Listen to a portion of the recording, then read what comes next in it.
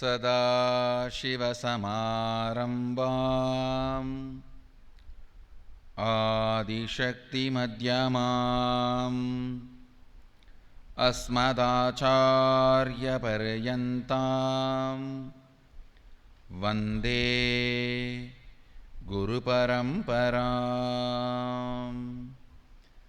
I welcome all of you with my love and respects. I welcome all the participants, viewers,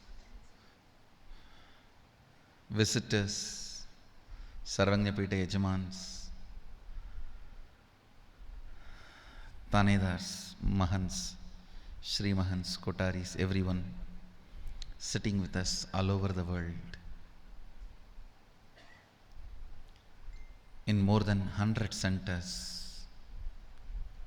in almost all time zone, all over the planet Earth.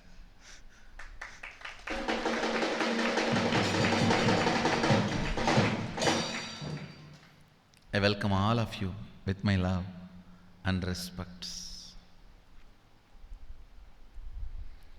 I request all of you to come to the space of listening, because the program is experiential.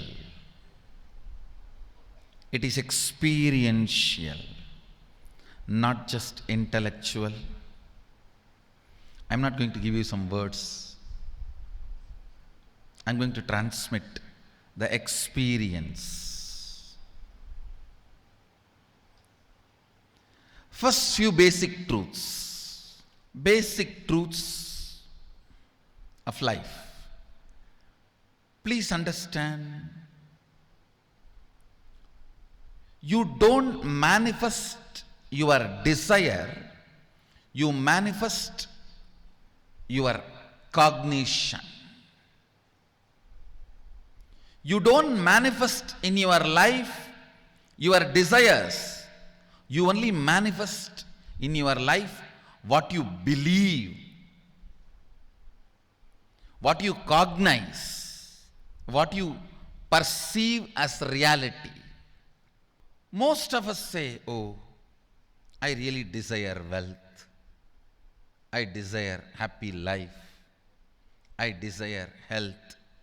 Then why are you not manifesting it? The science of manifestation, very important sacred secret you need to know is, you do not manifest what you desire, but you manifest what you believe, what you cognize, what you perceive as reality. The gap between your beliefs and your desires. Listen carefully.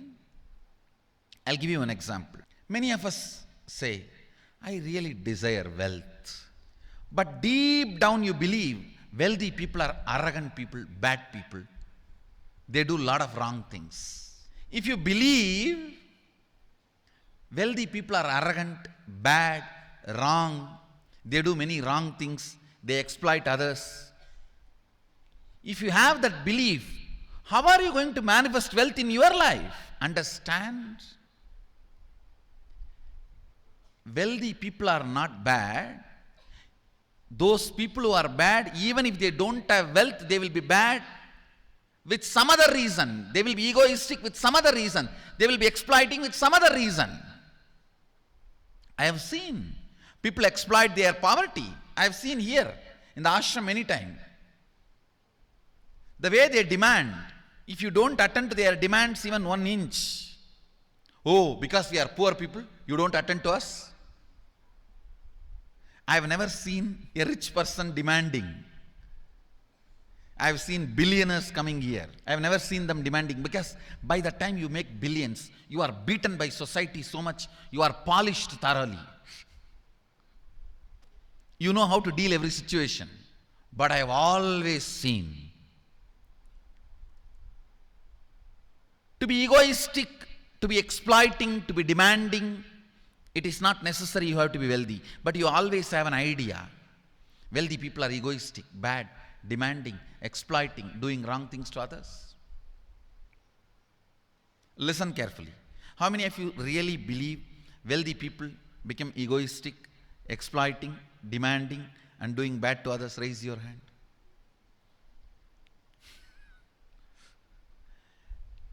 When you believe something, you will manifest only that. You don't manifest your desire. Your desire is very superficial.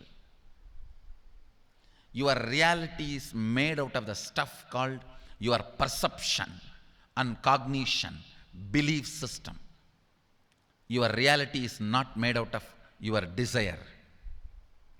Your desire is not the material out of which your reality is made. Your perception is the material out of which your reality is made. If you desire wealth, but you believe, perceive, cognize wealthy people are bad, or wealth is too much responsibility, naturally you will not manifest wealth in your life. The gap between your desire and your perception is what I call mental patterns. Listen carefully. You desire wealth, but you believe it's almost impossible for you. Various reasons. The fight which goes on between your desire and your belief is mental patterns. That is mental patterns. Listen carefully. This whole 2-day program is all about wealth.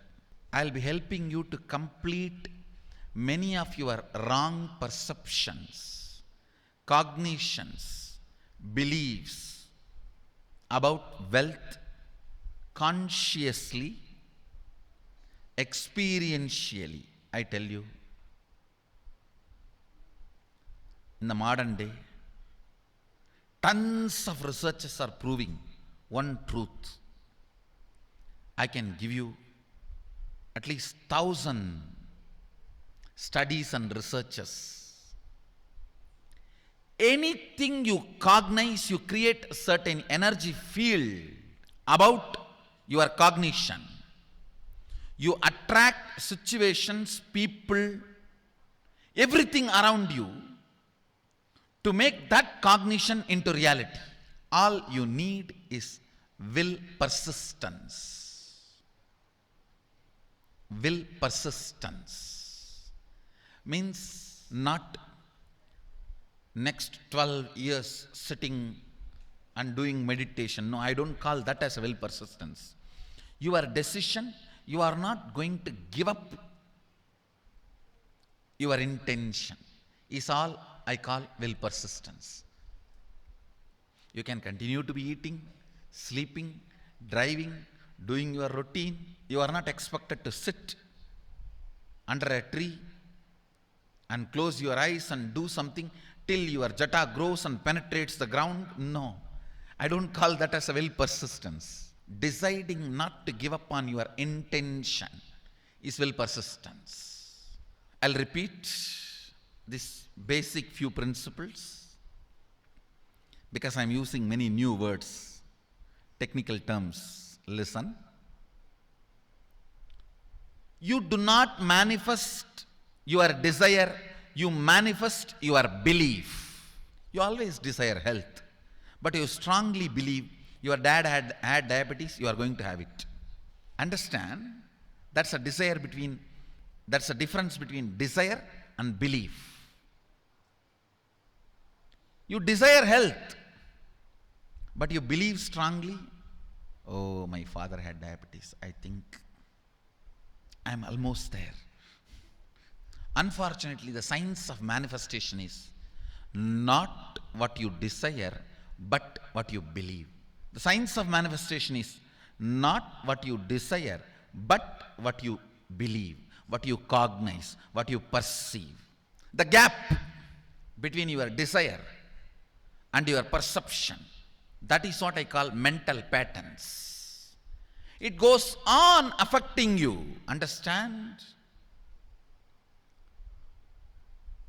Your mental patterns goes on affecting you, but you always tell, I am too busy to repair myself. Okay? Sit in a broken car and go on be rotating the handle or pushing and pulling the gears, do whatever you want. You are not going to move 1 inch. And if somebody says, please, why don't you repair your broken car? You are not moving. No, I am too busy to repair. I can't get down now and repair because I am hurriedly going to some place. That is utter stupidity. Let's get down and repair. Let's get down and repair. If we are not moving, if we are stuck somewhere, let us not give reasons. Let us be really ferocious and clean it up. Let us be really ferocious and clean it up. Listen intensely. You also start cherishing from young age. Stress-free, relaxed life means poverty. Please understand, if you look in and see your visualizations about stress-free, relaxed life, it is always indirectly associated with poverty. You strongly believe carefree life means irresponsible, means no responsibility. And deep inside, you do believe poverty is good. You do believe poverty is good. Deep inside, unfortunately, the life negative religions put certain reverence and respect for poverty. One good thing I found throughout the Upanishads, not even in one place poverty is respected. That's the only reason till British came, we were the largest economy.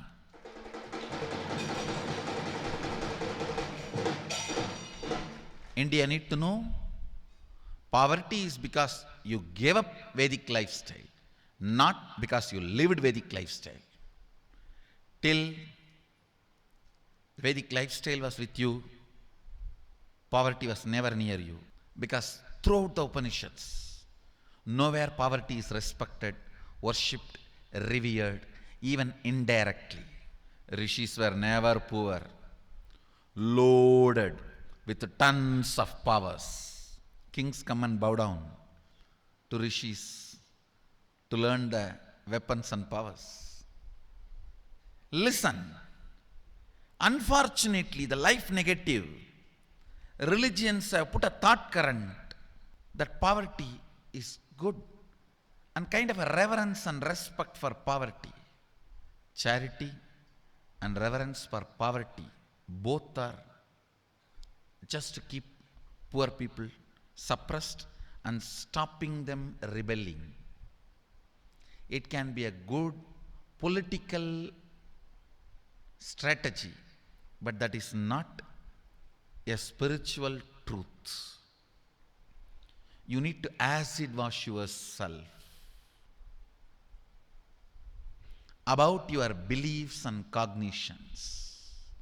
I am not saying poor people are wrong, all that. All I am trying to tell you is, as long as you cherish reverence, respect for poverty, you will be only attracting that. As long as you cherish the idea, the wealthy people are bad, arrogant, anything wrong, you will be only living in poverty. You will not manifest wealth. Understand? Ultimately, wealth is neither good nor bad. It is a resource available for you to do what you want. Wealth is not even just money or currency. Money is one wealth, currency is one wealth, the assets are one wealth, and being alive, active is one wealth. All this put together is wealth. It's not just currency, it's not just money, it's not just assets, it is being active also. All the four put together is wealth. Money, currency, assets, being active. Listen,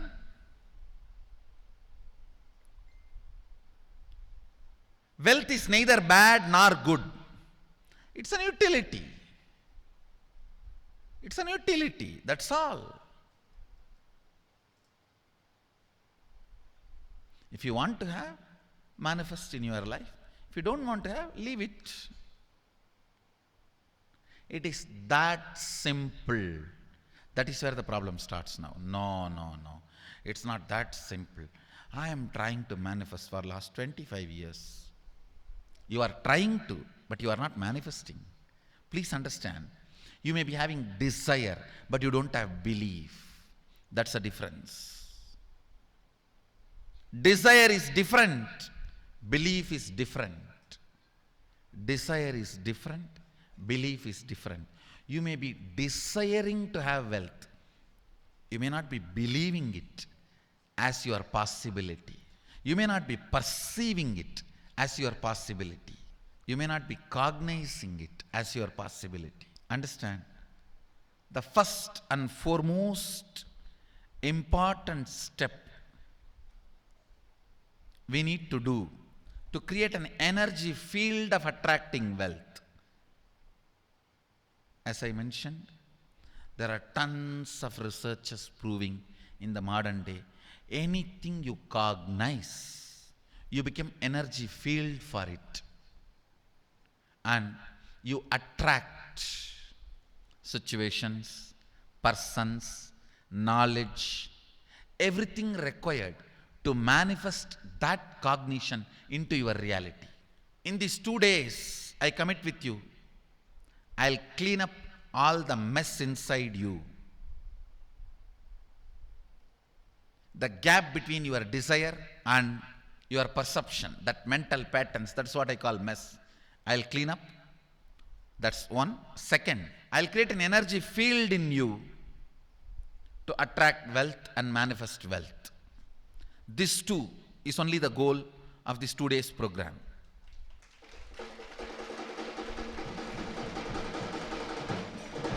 And I commit with you, I'll do it.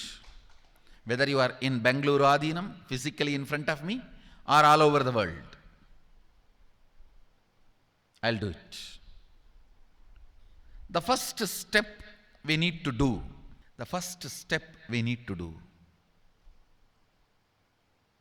looking back, the gap between your desire and your cognitions, how you started perceiving wealth, money, how you started perceiving. I can tell you a small story. First time, how I was introduced to money and started interacting with money. I still remember my 3rd birthday. My father has given me a Ganesha who actually ate food. If you have read my biography, you would have read the incident. If you are interested, you can go to YouTube where I have narrated the whole story. I was given that Ganesha as a gift and I was so curious and busy with playing with the deity. And then in Indian village we have a habit, all the family elders will give coins on the birthday as a gift to the kids. So I was sitting and playing with my Ganesha and all the family elders came. I am supposed to bow down to them. It's a tradition. So I touch their feet and they will give money. A lot of money got collected. Must be some 70, 80 rupees. In those days, it's a big money. And for a kid, it's a too big money. And it was too much of coins and notes, so my father helped me to pack the whole thing in a hand key. So I looked at him and asked, what should I do with this? He said, you can buy whatever you want. I said, I don't need anything. I only wanted this Ganesha. You already gave it to me. I don't need anything. He said, then you can give it to anybody you want. So I just called all my cousins, brothers, everyone was playing. I grew up in a large joint family. 27 of us grew up together. So it's almost like a one school, small school. So all of them are playing. I called in my loud voice, hey, anybody wants, come and take this money? I don't want it. So 4 or 5 kids were running, and my elder brother ran fast and took the whole thing, whole hand key. My father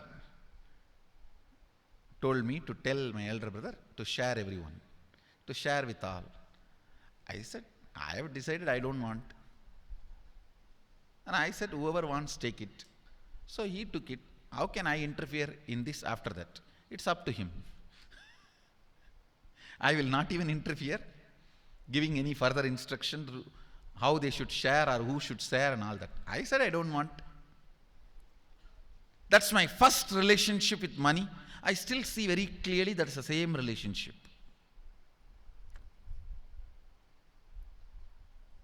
Still, I don't touch money. I don't handle. Never felt the need. Anyhow, I am not saying this should be your pattern or this should be your. I am just giving you an example of how I started relating with. So now dig out how you started relating with money. That was actually my completion with money. I touched first time money only to give dana. Still I am doing the same thing. Still I touch money only to give dana. How you cognized money, wealth, what all your perceptions and beliefs and cognitions about money. Let's dig out. Let's get them out first. The moment you remember money, does it bring tremendous pain, suffering, impossibility, all that in you? What is the emotion or energy it invokes in you?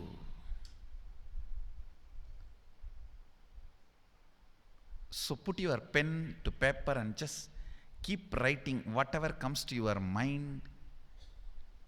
If you feel tortured, irritated, the moment you think of money, whatever you think, money is difficult, money is impossible, money is, unless you cheat, you can't get the money. Even if you cheat it, somebody will cheat from you.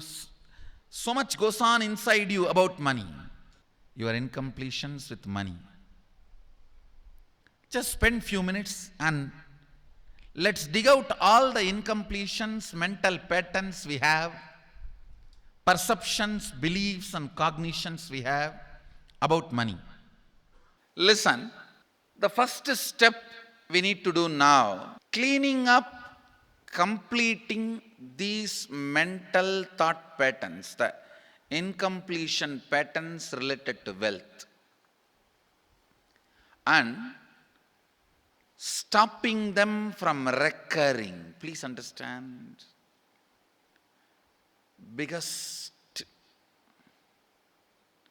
problem is when you do not recognize something as a pattern, it continues to exist in you and recur. Please understand.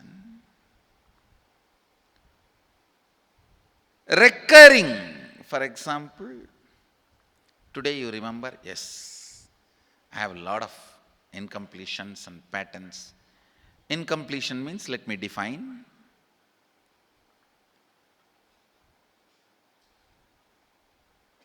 Your past sitting in your present, not letting you live your future, is incompletion.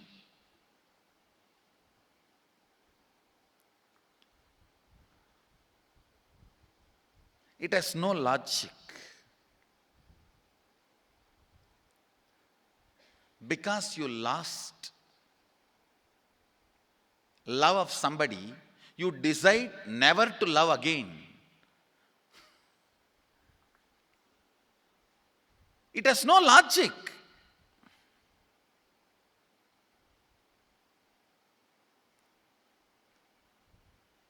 Tons of negative decisions, cognitions you make about life is incompletion. I'll give you one small example. 8-year-old kid is in the classroom. Teacher asks, who is the first Prime Minister of India? The kid jumps on the bench and shouts, Mahatma Gandhi. Naturally, the whole class laughs. Because Mahatma Gandhi is not, neither is Mahatma nor he is first Prime Minister. Okay, that you leave it. When the whole class laughs, she decides never to come in the front, jump up and be active. Even after 50 years, if she becomes a CEO of a company, in the team meeting, she will be telling her ideas to somebody else and somebody else will be presenting. Even if she is the head of the meeting, she will continue to suffer the decision she made at the age of 8. How many of you see this is happening even in your life in some form? That is what I call incompletion.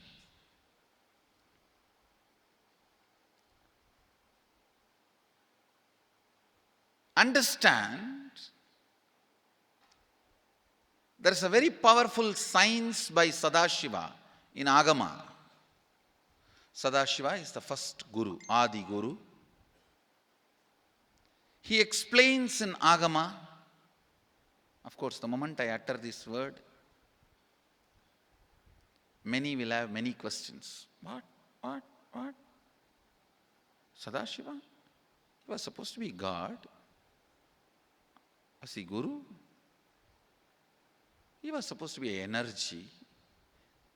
Was he teaching? Let me be very clear. He is the pure consciousness beyond time and space, but he also assumed form within the time and space. The formless came in form many times and taught the great spiritual truths to the world. We should not even use the word was. Is the right word.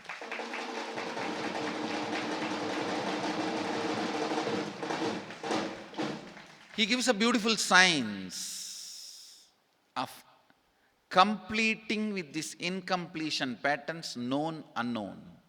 Understand, if you know the reason for certain pattern, it is called known pattern. If you don't know, it is unknown pattern.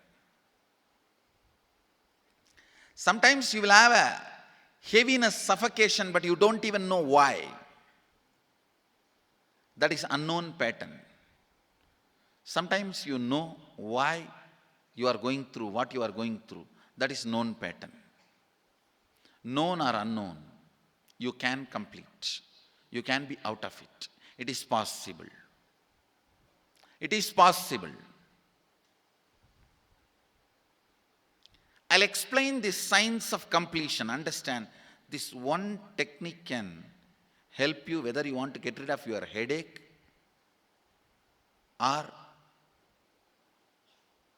your whole ignorance and get into enlightenment. Whether you want as simple as healing your headache or as complicated as enlightenment. Anything, this one technique can give you. This one technique, it is a complete end-to-end, alpha to omega.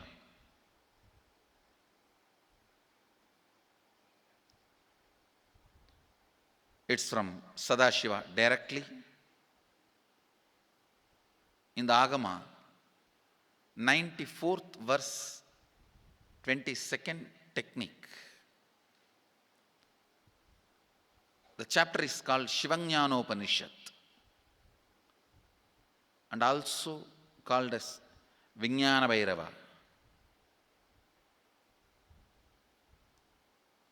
Chittat yanta kritir nasti mamantar bhavayet iti vigalpanam abhavena vigalpair uchito bhavet. You don't have to remember. I am uttering every time so that I will remember. That's all. No, it is just to keep the purity of the teaching. I want all of you to know, whatever I am sharing with you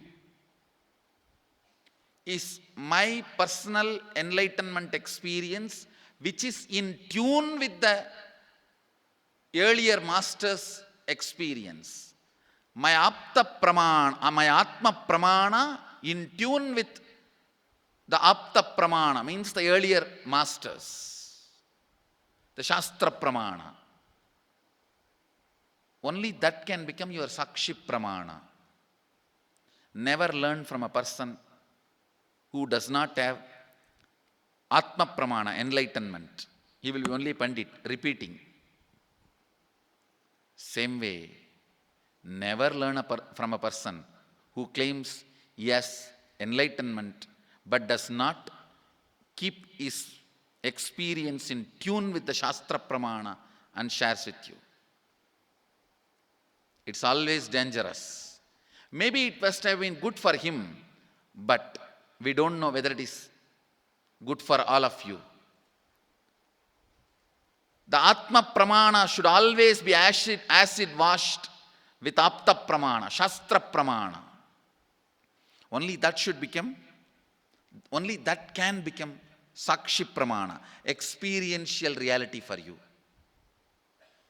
Never learn from anybody who has only knowledge, not experience. Same way, never learn from somebody who claims having only experience and does not connect, purify, make it in tune with the Shastra and presents it to you. There is always a danger. If you don't bother about the Shastra Pramana, you may be having kakka biryani. Be careful. Listen. To keep the purity of the teachings, I keep the original Sanskrit verses. I'll give you the translation now. Consciously feel within the mind stuff of past memories of incompletion, with its activities as mind, intellect and ego, not existing in me. By contemplating this way in your inner space, disidentify from the past impressions and memories of completion. Put your active attention at the space of past happening. Relive these imagined impressions and memories of incompletion. Then the mind stop having fully ceased from its present characteristics of forming thought patterns and cognitions is complete. Thus you become complete and achieve the original space of complete completion. Listen. Now I will explain. I have read out the translation. I will explain what to do. Now you wrote many of the patterns, incompletions, thought currents you are having about money, ideas, cognitions you developed about money from the young age. Do only one thing. Just go back to that same age when the incidents happened in you, the cognition started building in you, the beliefs started building in you, the idea started building in you, the perception started building in you. Relive the same situation. I am not asking you just remember. Remembering means, for example, something happened at the age of 7 which is still hurting you about money. You asked 1 rupee from your uncle and he did not give, but he gave it to his son. It's still sitting and hurting. If now you are 47, this happened 7. You being 47-year-old person and remembering what happened at the age of 7 is remembering. Forget you are 47. Forget who you are now. You may be having millions. Just become that 7-year-old who asked and did not receive. For you, that 1 rupee must have been almost life. I have seen people, they develop even wheezing when they were not given as simple as a chocolate or an ice cream by their friend or family or brother. I have seen. Because for a child, it may be life. Just go back, forget who you are now. Become that person. When that incident happened, relive. Just see what has happened at that time. You will see many of the unknown, suppressed emotions will break. And I tell you, many diseases will be healed. I have seen people walking out of tumors, cancers, asthma, wheezing, just by completion. Because many of your diseases have their roots in some of the incompletions of the past. When you relive, many pain parts in you breaks. Pain bodies collapse. The pain patterns melt down, which completes many other issues which you don't even remember. I have seen when people do completion, to complete the wealth-related incompletions, suddenly they get into health, because the same incompletions which created wealth issues only were creating health issues. When they melt down, people become free even from both. Listen carefully. I'll repeat once more. Now you would have written so many patterns, incompletions, thought currents, ideas, cognitions. Take few minutes. Go back to each incident, each pain, each hurting. Relive. Relive. Relive. Don't justify what happened. Don't try to console yourself. No consolation will work. No justification will work. Neither help others nor try to help yourself. Just relive. I've seen when somebody has tears, others try to console. No, relax. You are not more compassionate than me. Let me do that job. You don't interfere in my job. Let you just go through. Even you don't try to console yourself. That is not going to work. If something has to break inside, let it break. It's okay. When you relive, the powerlessness, incompletion, loses power over you. I'll guide you step by step. And I commit with you, I'll lead you all to completion. And I know how to awaken, trigger the incompletions in you and break them. Help you to relive and relieve. I am supporting all of you. Have courage. Let's clean up.